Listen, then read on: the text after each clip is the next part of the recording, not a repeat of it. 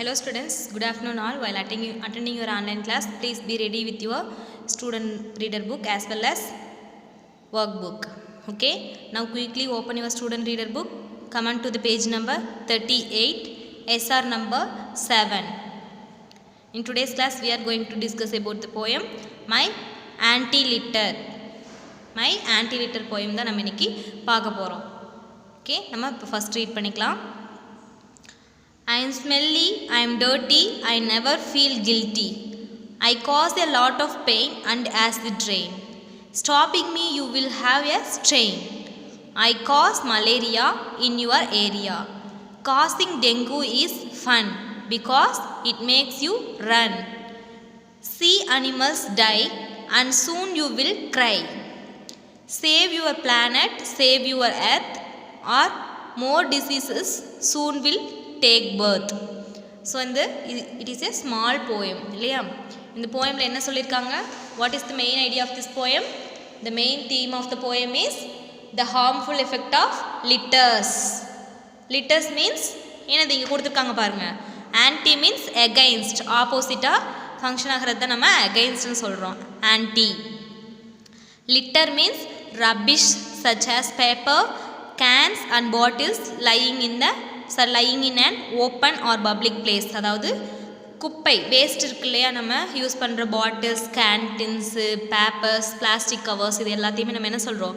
Litre அப்படின்னு சொல்கிறோம். Okay, acid rain means rain that has harmful chemicals from factories that cause damage. அதாவது rain அப்படிங்கிறது தான் நம்ம நல்லா பியூரானது, சுத்தமான தண்ணி அப்படிலாம் நம்ம சொல்கிறோம். பட் ரெயினில் கூட ஆசிட் ரெயின் அப்படிங்கிறது இருக்குது. அது என்ன அப்படின்னா அமிலமழைன்னு தமிழில் சொல்லுவோம். இப்போ நம்ம ஃபேக்ட்ரிஸ் இந்த மாதிரி இருக்கிறதுல ரசாயன கழிவுப் பொருட்கள்லாம் வந்து தண்ணியில் கலந்து அது ஆவியாகி மேகமாக மேலே போகுது இல்லையா, அது வேப்பராகி தானே போகுது மேலே. அந்த மழை வந்து மழையாக ரெயினாக நமக்கு கன்வெர்ட் ஆகி வர்றப்போ அது வந்து ஆசிட் ரெயினாக இருக்குது. அந்த ஆசிட் ரெயினால் என்ன ஆகும் அப்படின்னா அனிமல்ஸ் அண்ட் பிளானட்ஸ் எல்லாம் வந்து ரொம்ப அஃபெக்ட் ஆகும். ஈவன் நமக்கு கூட ஸ்கின் டிசீசஸ்லாம் வரதுக்கு சான்ஸ் இருக்குது. Okay, strain means force to make a great effort that we are not used to.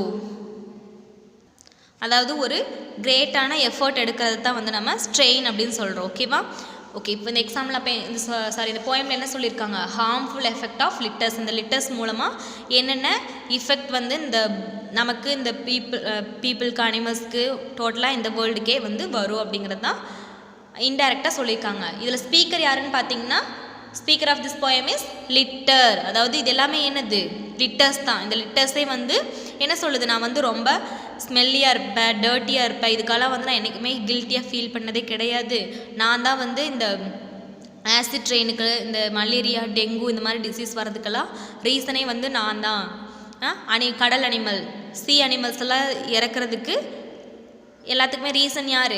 நான் தான். நீங்கள் வந்து சீக்கிரமாக உங்களோட எர்த்தை வந்து சேவ் பண்ண பாருங்கள், உங்கள் பிளானட்டை வந்து சேவ் பண்ணுங்கள்.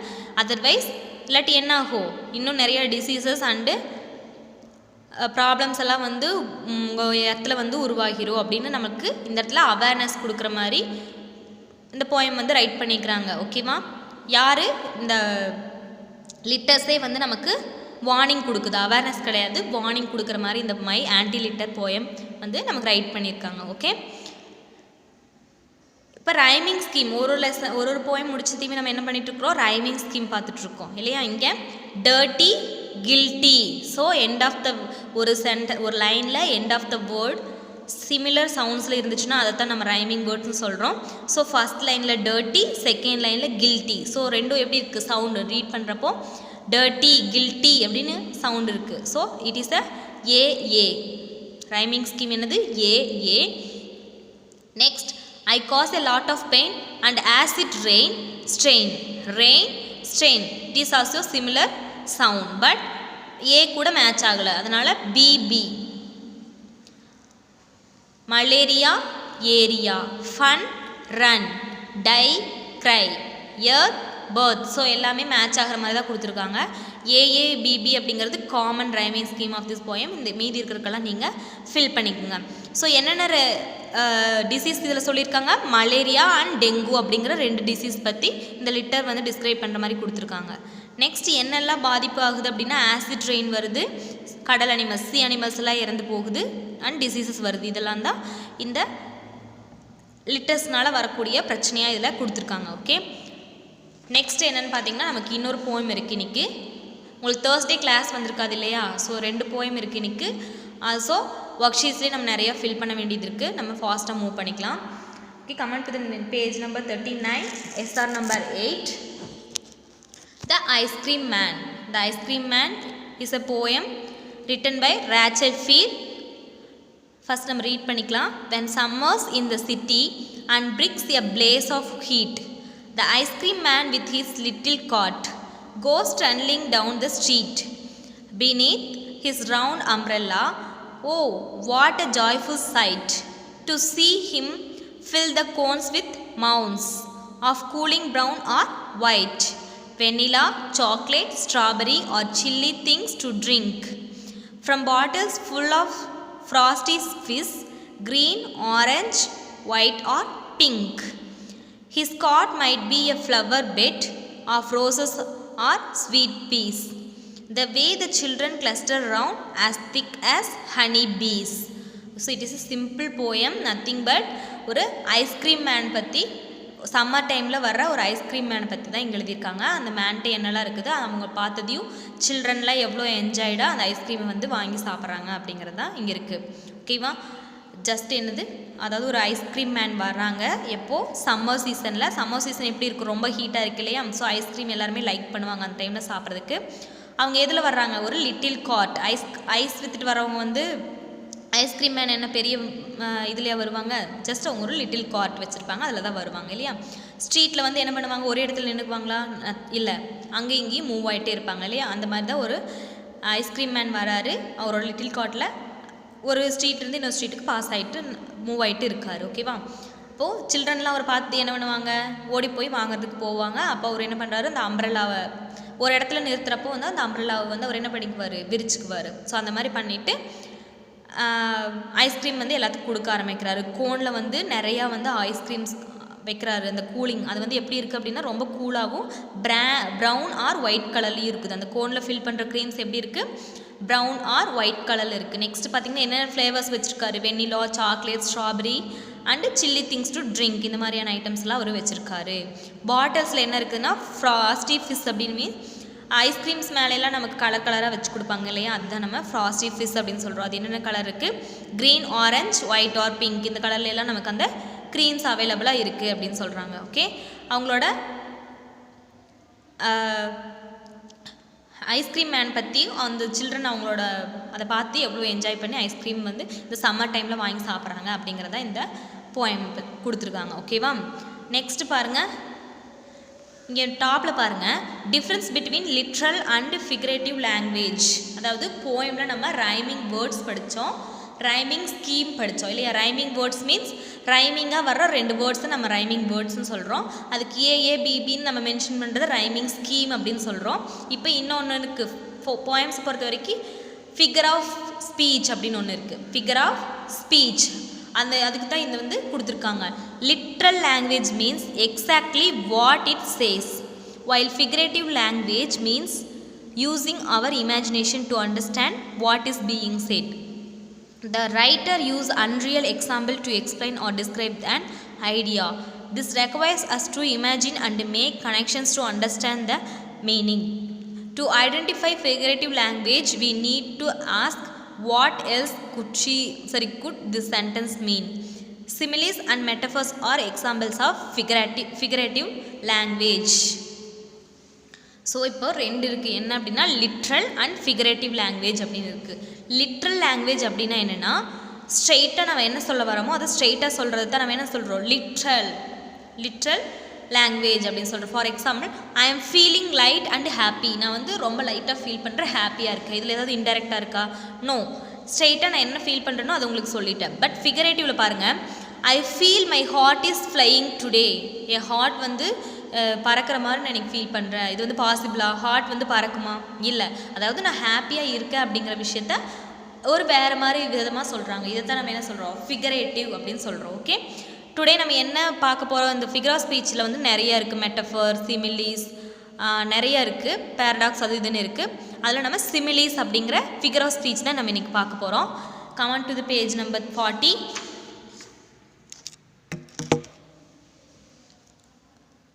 Look here. சிமிலி, சிமிலியோட ஸ்பெல்லிங் என்னம்மா? SIMILE, simile. ஸ்மைலோட ஸ்பெல்லிங்கை எழுதி வச்சிடக்கூடாது. Okay, simile. இதை எப்படி ரீட் பண்ணணும்? Simile. Simile is a figure of speech. What is simile? Read பண்ணி பாருங்கள். when we compare two things which have some similarities while using the words like and as, it is called simile.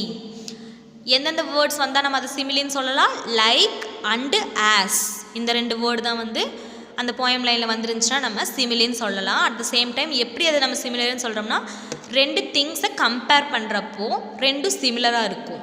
ஓகேவா? ஏதோ ஒரு characteristics 2 பேர்த்துக்கும் சிமிலராக இருக்கிறப்போ நம்ம அதை சிமிலின்னு சொல்கிறோம். For example, my friend Gauri is as tall as a giraffe. என் ஃப்ரெண்டு கௌரி வந்து ஒட்டகச்சிவிங்கி மாதிரி ஹைட்டாக இருப்பா அப்படின்னு சொல்கிறாங்க. ஸோ இங்கே சிமிலாரிட்டிஸ் என்ன? கௌரி வந்து ஒரு ஹைட்டான பொண்ணு, at the same time giraffe also ஹைட்டான ஒரு அனிமல் இல்லையா? இங்கே 2 பேர்த்துக்கு சிமிலாரிட்டிஸ் என்னது? ஹைட். அதை தான் இங்கே as well as tall. My friend Gauri is as tall as a giraffe. Next இங்கே பாருங்கள். The moon has a face like the clock in the hall. Moon எப்படி இருக்குது அப்படின்னா, மூனோட ஃபேஸ் எப்படி இருக்குன்னா ஹாலில் மாட்டியிருக்க ஒரு வாட்ச் மாதிரி இருக்குது அப்படின்னு சொல்கிறாங்க. எதை வச்சு அப்படி சொல்கிறாங்க? ஷேப். மூன் எப்படிமா இருக்கும்? என்ன ஷேப்பில் இருக்கும்? ரவுண்ட் ஷேப்பில் இருக்கும்.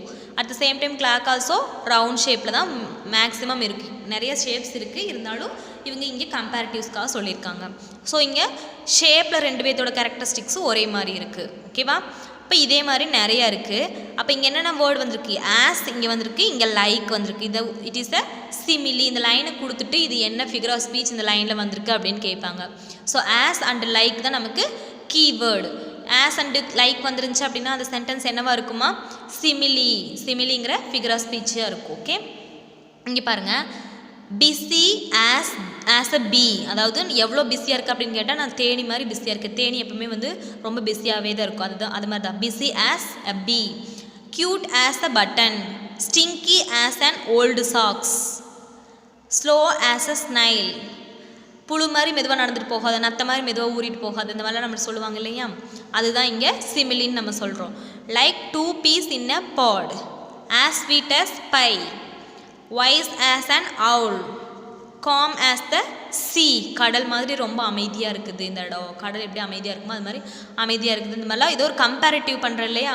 அதைத்தான் நம்ம சிமிலிஸ்ன்னு சொல்கிறோம். 2 விஷயத்தை நம்ம கம்பேர் பண்ணுறோம். அட் த சேம் டைம் இந்த 2க்கு இடையில ஏதாவது ஒரு சிமிலாரிட்டிஸ் இருந்துச்சு அப்படின்னா அதே நம்ம சிமிலி அப்படின்னு சொல்கிறோம். சிமிலிஸோட கீவேர்ட்ஸ் என்னென்னா ஆஸ் இல்லாட்டி லைக், இந்த 2 வேர்ட் வந்திருக்கும். ஓகேவா?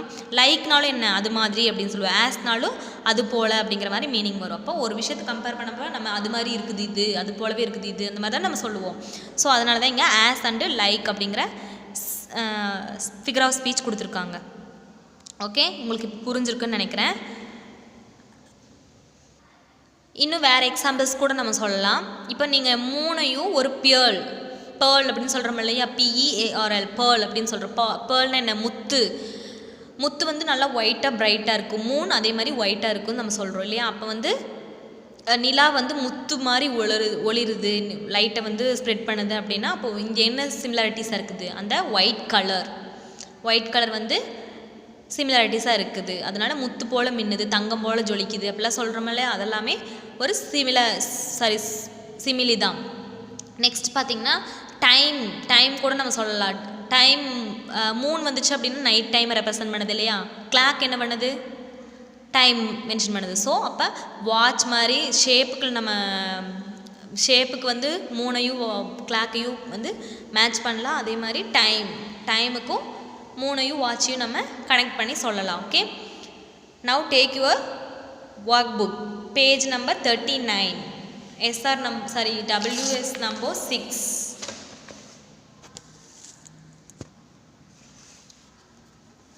வொக்காபுலரி வேர்ட்ஸ் இது வரைக்கும் நம்ம ப்ரீவியஸ் கிளாஸ்லேயே ஃபில் பண்ணியிருப்போம். வொக்காபுலரி வேர்ட்ஸ் பாருங்கள், நான் இது உங்களுக்கு சென்ட் பண்ண மாட்டேன், நீங்களே ரவுண்ட் பண்ணிக்கோங்க. Circle the nouns from the list of words given below. So இங்கே எதெல்லாம் வந்து நவுன் அப்படின்னு கேட்டிருக்காங்க. நவுன் மீன்ஸ் பெயர்ச்சொல் அப்படின்னு. அது எதோட நேமாக வேணாலும் இருக்கலாம். ஒரு அனிமலோட நேம், பர்சனோட நேம், பிளேஸோட நேம், இல்லை ஒரு டிசீஸோட நேம், ஏதோ ஒரோட நேமாக இருக்கும். ஓகேவா? ஸ்மெல்லி, கில்ட்டி அப்படிங்கிறதெல்லாம் ஜஸ்ட் ஒரு ஃபீல். பட் இங்கே மலேரியா அப்படிங்கிறது ஒரு noun. So round this word, circle this word, malaria and rain. Next animals, dengue. Round these words, malaria, rain, animals, dengue, birth, disease, garbage, litter, earth. இந்த வேர்ட்லாம் circle பண்ணிக்கோங்க. Next come on to the next question. Question number 3, add an appropriate adjective to the noun and use the phrase in a sentence. Example, stinky garbage. There is a lot of stinky garbage piled upon the road next to my house. என்ன பண்ணியிருக்காங்க, ஒரு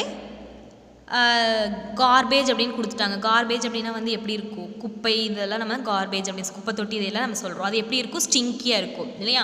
அந்த டேஷை நம்ம fill பண்ணிவிட்டு அப்ராப்ரியேட்டான அஜெக்டிவை fill பண்ணிவிட்டு அதுக்கு ஒரு sentence create பண்ணியிருக்கோம். ஓகேவா? இப்போ இங்கே என்ன கொடுத்துருக்காங்க, ரெயின். ரெயினை நம்ம எப்படி சொல்லலாம், அது ஹெவி ரெயின். அதாவது அஜெக்டிவ் அப்படின்னு என்ன, நவுன்னா என்ன சொன்னேன், பெயர்ச்சொல் அப்படிங்கிற மாதிரி சொன்னால் it is the name of a person, place or thing, whatever it may be. அதாவது ஏதோ ஒரு நேமாக இருக்குது, அதை தான் நம்ம நவுன்னு சொன்னேன். இங்கே அஜெக்டிவ் அப்படின்னா என்னென்னா அந்த நேமோட குவாலிட்டி.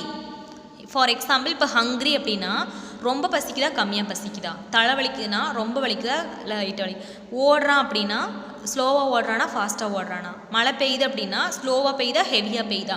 அப்போ rain is a common, but அந்த முன்னாடி இருக்கிற அதோட குவாலிட்டி, அதோட தன்மை மாறுது இல்லையா, அதைத்தான் நம்ம அஜெக்டிவ்னு சொல்கிறோம். ஃபார் எக்ஸாம்பிள் கார்பேஜ் அப்படிங்கிறது குப்பை தொட்டி. அது வந்து எப்படி இருக்கிற குப்பை தொட்டி, நாற்றம், துர்நாற்றம் ரொம்ப அதிகமாக ஸ்மெல்லாக இருக்கிறத ஸ்டிங்கின்னு சொல்லியிருக்கோம். ஓகே, இங்கே ஏல ஹெவி ரெயின். ரெயின் அப்படிங்கிறது ஹெவி ரெயினாக பெய்யுது, ஸ்லோவாக இல்லை, ஹெவி ரெயினாக பெய்யுது. அதுக்கான sentence, there were heavy rains in Kerala last week. There were heavy rains in Kerala last week. நான் உங்களுக்கு PDF சென்ட் பண்ணுறேன், பார்த்து காப்பி பண்ணி வச்சுக்கோங்க. Next earth. எர்த்துக்கு முன்னாடி வண்டர்ஃபுல் ஆட் பண்ணிக்கோங்க. ஏதாவது ஒரு அஜெக்டிவ் நம்ம ஆட் பண்ணணும், கரெக்டான அஜெக்டிவ் ஆட் பண்ணணும். அதுக்கான சென்டென்ஸ் நம்ம இங்கே எழுதணும். wonderful earth. We are lucky to be born on wonderful earth. Next, animals, loyal animals. Dogs are loyal animals. Sentence எப்படி எழுதணும், dogs are loyal animals. Dog is also a animal, but அது எப்படிப்பட்ட அனிமல்னு சொல்கிறாங்க, லாயலான animal. அது எப்படிப்பட்ட தன்மை வாய்ந்தது அப்படின்னு சொல்கிறது தான் நம்ம அஜெக்டிவ் அப்படின்னு சொல்கிறோம். நெக்ஸ்ட், லிட்டர் மீன்ஸ், லிட்டர்னா என்னன்னு பார்த்தோம் நம்ம. இப்போ தான் வேஸ்டேஜ் எல்லாத்தையும் நம்ம லிட்டர்னு சொல்லுவோன்னு பார்த்தோமா. So ஸ்டிங்கி litre.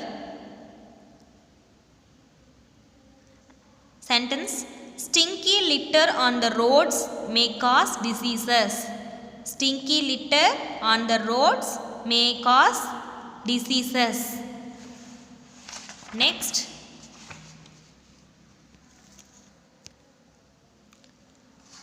complete the sentences given below using the words from the box. இந்த வேர்ட்ஸை யூஸ் பண்ணி நம்ம இந்த ஃபில்லிங்ஸை ஃபில் பண்ணணும். If we do not keep our surroundings clean, then we can get many diseases. அதாவது நம்மளோட ஏரியாவை நம்ம சுத்தமாக வச்சுக்கலன்னு நம்ம என்ன ஆகும், டிசீஸ் வந்து நம்மளை அட்டாக் பண்ணும் இல்லையா. So first one answer is diseases. Next, we must throw dash in the bin. நம்ம எதை வந்து பின்னில் போடணும்னு சொல்கிறாங்க, garbage, garbage, garbage. Next, my clothes were dash because I played for 2 hours in the sun. Smelly. 2 hours நீங்கள் போய் வெயிலில் விளையாண்டிங்கன்னா உங்கள் ட்ரெஸ் எல்லாம் என்ன ஆகும், ஸ்மெல் ஆகும். பிகாஸ் நமக்கு ஸ்வெட் ஆகும் இல்லையா, ஸோ ஸ்மெல் ஆகும். My clothes were smelly because I played for 2 hours in the sun. Next, the lion in the national park gave dash to 3 cubs. லயனோட குட்டியை நம்ம என்ன சொல்லுவோம் அப்படின்னா cubs, cubs, cubs. நேஷ்னல் பார்க்கில் இருக்க லயன் என்ன பண்ணியிருக்கு, த்ரீ கப்ஸை வந்து பர்த் பண்ணியிருக்கு, birth, birth. Next, Mercury is the closest to the sun. Mercury is the closest dash to the sun. Planet. Mercury அப்படிங்கிறது ஒரு planet. So answer is planet. Next, I am creating posters so that the students do not dash their school. Litter. Answer is litter. Next, come on to the next question. Question number 2. My anti-litter poem. Read the poem and answer the following questions in your notebook. நம்ம இந்த poem read பண்ணியாச்சு. Next question நம்ம போலாம். First one. Write a rhyming word for each of the following words which has not been used in the poem. போயமில் use பண்ணாத 2 word rhyming words நம்ம இதில் use பண்ணணும். இதுக்கெல்லாம் நம்ம எழுதணும். ஸ்ட்ரெயினோட சவுண்ட் வர மாதிரி ஒரு வேறு வேர்டு எழுதணும். Plain, PLAIN, plain, strain, plain. So it is the rhyming words. Next, cry, shy, SHY, shy, cry, shy. அதாவது இங்கே நமக்கு லிட்டர் போயம் கொடுத்துருந்தாங்க இல்லையா, அதில் பேரா வந்திருக்கக்கூடாது. அவங்க கொடுத்துருக்கிறத அப்படியே நம்ம பார்த்து எழுதாமல் வேறு எழுத சொல்லியிருக்காங்க. Okay, cry, shy. Run, done, DONE, done. Next, fun, sun, FUN, fun, SUN, sun. So உங்களால் வேறு எழுத முடியும்னாலும் ட்ரை பண்ணி பாருங்கள். Next, which 2 diseases does the litter cause? எந்த 2 டிசீசஸ் வந்து லிட்டர்னால் வருதுன்னு சொல்லியிருந்தாங்க. Malaria and dengue. MALARIA malaria and DENGUE dengue. இந்த 2 டிசீஸ் தான் இந்த லிட்டர்னால் வருதுன்னு பார்த்தோம். Next, according to the speaker what will happen if we do not save our planet? நம்ம பிளானட்டை வந்து நம்ம சேவ் பண்ணலைன்னா என்ன ஆகும் அப்படின்னு கேட்குறாங்க. If we do not save our planet there will be more diseases on earth.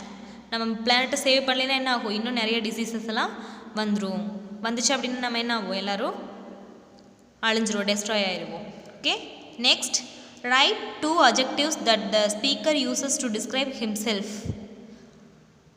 adjectives means என்ன சொன்னால் அதோட குவாலிட்டி சொன்னால் ஸ்மெல்லி அண்ட் டர்ட்டி. இந்த போயமில் ஸ்பீக்கர் யூஸ் பண்ணிக்கிற 2 adjectives என்ன அப்படின்னா smelly and dirty. Next, write 1 adverb used in the poem. adverb. noun means பெயர் சொல், verb means வினை சொல். அதாவது பெயரோட இது எல்லாத்தையும் நம்ம பெயர்னு சொல்கிறோம்.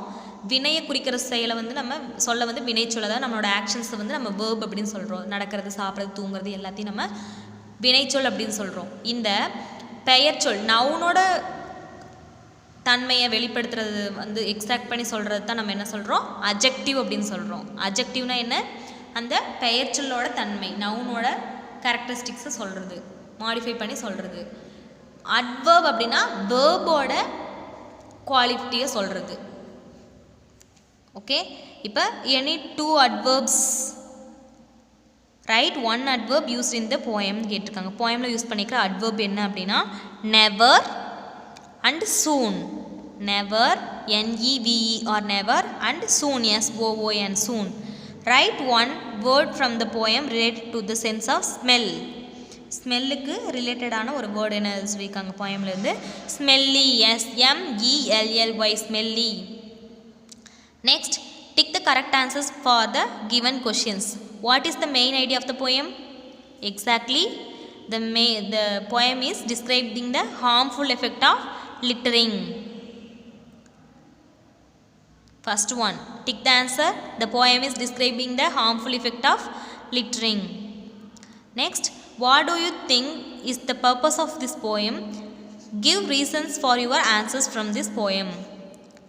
இதில் என்ன பண்ணியிருக்காங்க, நம்ம ஆல்ரெடி படிச்சிருக்கோம். ஒரு போயட் வந்து ஒரு போயம் எழுதுறாங்க அப்படின்னா அது ரீசன் எல்லாம் எழுத மாட்டாங்க. சம்டைம்ஸ் அவங்களோட ஃபீலிங்ஸை ஷேர் பண்ணுவாங்க, இல்லாட்டி நமக்கு ஏதாவது ஸ்டோரி இல்லை நமக்கு ஏதாவது மெசேஜ் வந்து கன்வே பண்ணுவாங்க, இல்லாட்டி ஏதாவது ஒரு டிஸ்கிரைப் பண்ணுறதுக்காக ஒரு பொருளை பற்றி டிஸ்கிரைப் பண்ணுறதுக்காக போயம் எழுதுவாங்க. இப்படிலாம் நம்ம பார்த்தோம் இல்லையா. அந்த கேஸில் இது எதுக்கு கீழே வருது அப்படின்னு பார்த்தோம்னா எதில் வருது? To send a message or give the readers something to think about. அதாவது நமக்கு ஒரு அட்வைஸ், நமக்கு சம் மெசேஜ் கொடுக்குற மாதிரி தான் இந்த போயம் எழுதியிருக்காங்க இல்லையா. அதுதான் to send a message or give the readers something to think about. நமக்கு இதில் ஒரு மெசேஜ் கொடுத்துருக்காங்க, இது மாதிரிலாம் நடந்துகிட்ருக்கு, நீங்கள் வந்து கேர்ஃபுல்லாக இருந்துக்குங்க அப்படிங்கிற மாதிரி மெசேஜ் கொடுத்துருக்காங்க. ஓகேவா.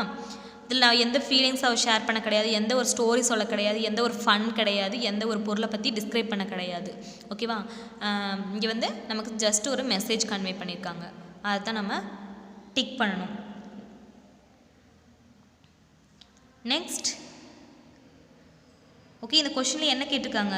கிவ் எவிடன்ஸ் ஃப்ரம் த போயம்னு கேட்டிருக்காங்க இல்லையா. அப்போ ஆன்சர் என்ன எழுதுனா, the purpose of the poem is to send a message to the readers to do not litter.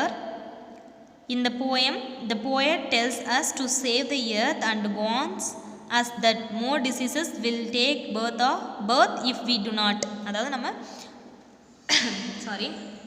ஒழுங்காக வந்து டேக் கேர் பண்ணிக்கலாம் இந்த எர்த்தை பிளானட்டை அப்படின்னா என்ன ஆகும், நிறைய டிசீஸ் வந்து நம்மளை அட்டாக் பண்ணும் அப்படின்னு சொல்லியிருக்காங்க. ஓகே, நெக்ஸ்ட் கொஷின் பாருங்கள். மை ஆன்டிலிட்டர் போயம் இங்கே இருக்கு பாருங்கள். ஹூ இஸ் த ஸ்பீக்கர் இந்த போயம்? யாருமா இந்த போயமில் ஸ்பீக்கர்? போயட் ஏதாவது பேசுகிறாரா, இல்லை வேறு ஏதாவது பர்சன்ஸ் அனிமல்ஸ் ஏதாவது பேசுதா? நோ, த லிட்டர். அந்த வேஸ்ட் எல்லாம் தான் சொல்கிற மாதிரி இந்த போயம் வந்து ரைட் பண்ணிக்கிறாங்க. நான் வந்து ஸ்மெல்லி, ஐன்னு சொல்லியிருக்கு. I am smelly, I am dirty, I never feel guilty, I cause a lot of pain. நான் தான் ரீசன் இதுக்கெல்லாம், நான் தான் வந்து மலேரியா உருவாக்குறேன், நான் தான் உங்கள் ஏரியாவை வந்து டிசீஸ் பண்ணுறேன், என்னால் தான் இந்த அனிமல்ஸ் எல்லாம் இறக்குது அப்படின்னு யார் பேசுகிறாங்க இந்த போயமில்? த லிட்டர். யார் இந்த போயம் வந்து நரேட் பண்ணுற மாதிரி இருக்குதோ அவங்கள தான் நம்ம ஸ்பீக்கர் அப்படின்னு சொல்கிறோம். Okay, so the speaker of this poem is the litter. Next word connectors. Connectors நம்ம ப்ரீவியஸ் கிளாஸ்லேயே கனெக்டர்ஸ்னால் என்னென்னு பார்த்தோம். அதாவது ரெண்டு சென்டென்ஸ் சம்மந்தம் இருக்கிற ரெண்டு சென்டென்ஸை மேட்ச் பண்ணுறதுக்கு யூஸ் பண்ணுறது தான் நம்ம கனெக்டர்ஸ்னு சொல்கிறோம். கனெக்டர்ஸ் மிடில் ஆஃப் த சென்டென்ஸ்லேயும் வரும், சம்டைம்ஸ் பிகினிங் ஆஃப் த சென்டென்ஸ்லேயும் வரும்னு பார்த்தோம் இல்லையா. இப்போ இங்கே பாருங்கள். Cause all my friends drank water from my bottle. Therefore the water bottle got empty. என்னோடய ஃப்ரெண்ட்ஸ் எல்லாருமே என்னோடய பாட்டில் இருக்கிற தண்ணி எடுத்து குடித்தாங்க, அதனால் therefore the water bottle is empty அப்படின்னு சொல்கிறாங்க. ஸோ இங்கே அதனால் அப்படின்னு சொல்கிறோம் இல்லையா, அதை தான் நம்ம கனெக்டர்ஸ் அப்படின்னு சொல்கிறோம். இங்கே என்ன கனெக்டர்ஸ் யூஸ் பண்ணியிருக்காங்க? Therefore. Next because they needed land for a building. Because they needed a land for a building. இதுக்கு என்ன ஆன்சர் வரும்? They cut the trees. They cut the trees. இங்கே பார்த்தீங்கன்னா காஸ்ட் ஃபஸ்ட்டு வர்றப்போ, காஸ்ட் வந்து sentence ஆரம்பிக்கிறப்போ connector middle of the சென்டென்ஸில் வரும், ரெண்டு சென்டென்ஸ்க்கு இடையில வரும். எது? கனெக்டர். இதே கனெக்டர் வந்து பிகினிங் ஆஃப் த சென்டென்ஸில் வந்துருச்சு அப்படின்னா காஸ் பின்னாடி போயிடும், இஃபெக்ட் முன்னாடி வந்துடும். எப்போவுமே காஸ் தான் வந்து காரணம், ஒரு விஷயத்துக்கு காரணம் இருந்தால் தான் அது நடக்கும் இல்லையா. பட் இங்கே கனெக்டர் முன்னாடி வந்துருச்சு அப்படின்னா காஸ் பின்னாடி போயிடும், இஃபெக்ட் முன்னாடி வந்துடும். தென் இப்போ நம்ம படித்தோம்னா எப்படி படிப்போம்? அவங்க வந்து மரத்தையெல்லாம் வெட்டிட்டாங்க, ஏன்னா அவங்களுக்கு லேண்ட் வேணும், பில்டிங் கட்டுறதுக்கு லேண்ட் வேணும், அப்படித்தானே நம்ம தமிழில் படிப்போம். Because they needed a land for building they cut the trees. They cut the trees because the land needed, they needed land for a building அப்படின்னு வரணும். கனெக்ட் பண்ணிக்கோங்க. இப்போ next as I fell into the mud while playing. இங்கே என்ன answer வரும்? my clothes become dirty. as அப்படிங்கிற connector வந்துருச்சுங்க, எங்கே வந்துருச்சு? பிகினிங் ஆஃப் த சென்டென்ஸில், காஸில் பிகினிங்கில் வந்திருக்குது. ஸோ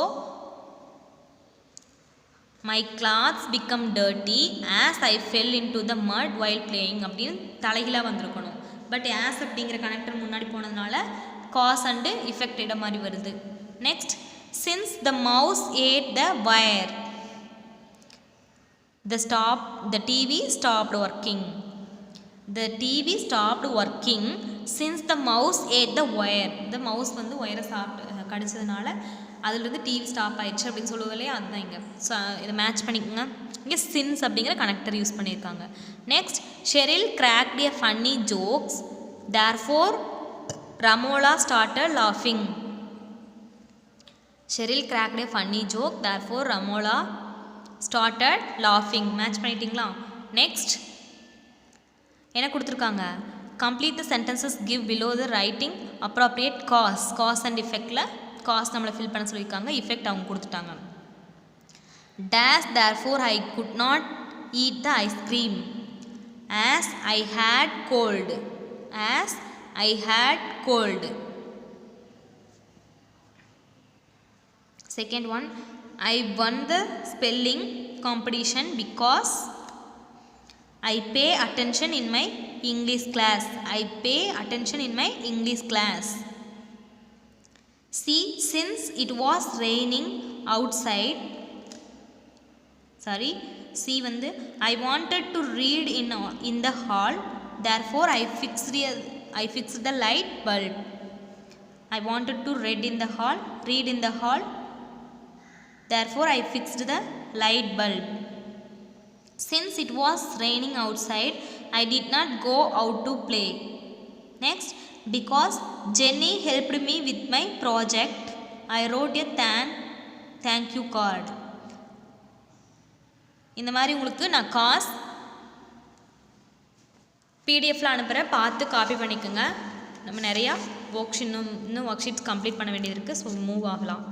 ஃபர்ஸ்ட் ஒன் பாருங்கள், read the sentences and right figurative if the have figurative meaning and literal. அதாவது இது ஒரு சென்டென்ஸ் கொடுத்துருக்காங்க, அந்த சென்டென்ஸ் வந்து ஃபிகரேட்டிவாக இருந்தால் எஃப், லிட்ரலாக இருந்தால் எல் அப்படின்னு இதில் டேஷில் ஃபில் பண்ண சொல்லியிருக்காங்க. ஃபர்ஸ்ட் ஒன் பாருங்கள், my cousin made a bad joke. இது வந்து ஒரு ஸ்ட்ரெயிட்டாக தான் அவங்க சொல்கிறாங்க. So it is a literal எல்லுன்னு இங்கே போட்டுக்கோங்க. Next, I cried a bucket of tears yesterday. நான் அழுதுன்னு சொல்லலாம், ஒரு பக்கெட் நிறையா தண்ணி வர வரைக்கும் நான் அழுதுன்னு சொன்னால் அது வந்து ஜஸ்ட் ஒரு இமேஜின், அவ்வளோ தூரம் அவங்க அழுதுருக்காங்க அப்படிங்கிறத இந்த மாதிரி சொல்கிறாங்க இல்லையா. So it is the figurative means imagination.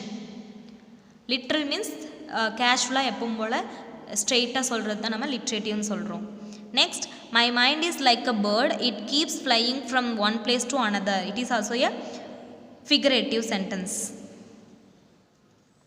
Next, my mother is an honest person, she always speaks the truth. It is a direct sentence, so it is a literal language. L போட்டுக்கோங்க Dக்கு. Next, the eagles flew in the sky. The eagles flew in the sky. It is a literal because எங்கே தான் பறந்துட்டுருக்கும், மேலே தான் eagle பறந்துட்டுருக்கும். So E வந்து L. Next, my heart is a garden full of love. It is also a figurative. My heart is a garden full of love.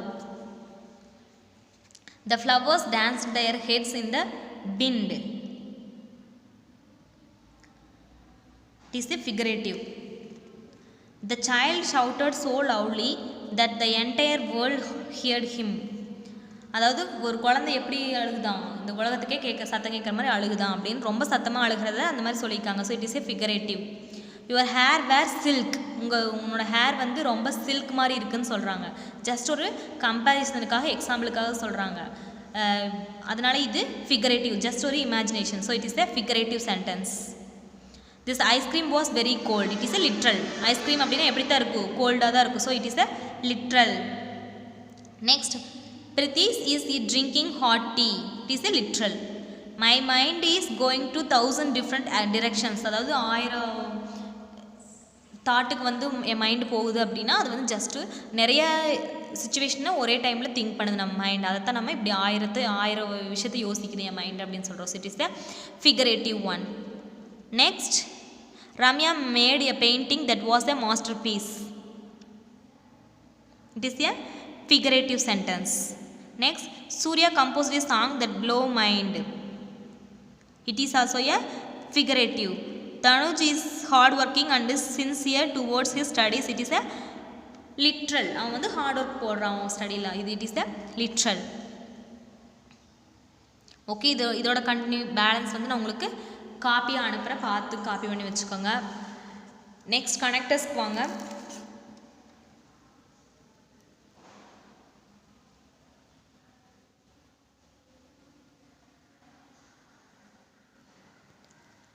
ஆக்சுவலாக இது உங்களுக்கு homework part, but நான் answer சொல்லிடுறேன், பார்த்து காப்பி பண்ணிங்க. I reach late at the train station because I missed the train. Answer is because. I received a certificate dash I won the race. I received the race so that I received a certificate. The clothes dried quickly dash the sun shone brightly today. Therefore, answer is therefore. I finished my work earlier so that I could help my friend prepare for her exams. So that it was raining dash I decided to take an umbrella along. Therefore, it was raining, therefore I decided to take an umbrella along. I cleaned the house dash our relatives were supposed to visit us. I cleaned the house because our relatives supposed to visit us. The nail cutter was missing dash Prathamesh did not cut his nails. The nail cutter was missing so that Prathamesh did not cut his nails. Danish is going to the market yearly dash he can get home on the time to watch the match.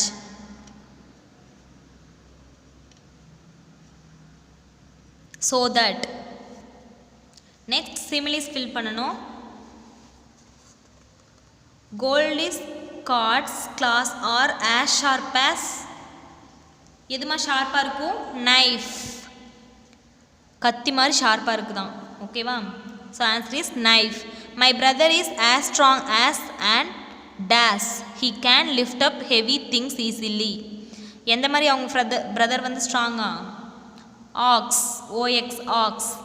Aux தான் வந்து எவ்வளோ load ஏற்றிட்டு போனாலும் தாங்கும் இல்லையா? So my brother is as strong as an ox. He can lift up heavy things easily.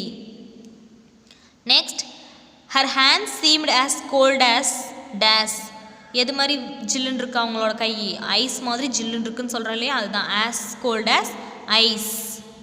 Next, his head is as round as and dash. அவங்களோட head வந்து ரவுண்டாக எது மாதிரி இருக்கா? எக்கு மாதிரி ரவுண்டாக இருக்கா? his head is as round as an egg.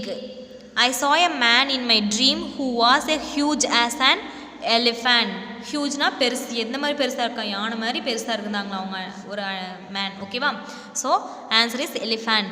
Next, there were many flowers on the hill which were as colorful as a rainbow. கார்டனில் இருக்கிற ஃப்ளார்ஸ் வந்து ரெயின்போ மாதிரி கலராக இருக்காமா. ரெயின்போ எப்படி இருக்கும்? கலர்ஃபுல்லாக தானே இருக்கும். அது மாதிரி இருக்குன்னு சொல்கிறாங்க. ஓகே, கனெக்டர்ஸ் இது நமக்கு இப்போ இல்லை. என்னென்ன கனெக்டர்ஸ் இருக்குது அப்படிங்கிறத நமக்கு கொடுத்துருக்காங்க. இங்கே பாருங்கள். நெக்ஸ்ட் இந்த கனெக்டர்ஸ் பாருங்கள். Work sheet number 12.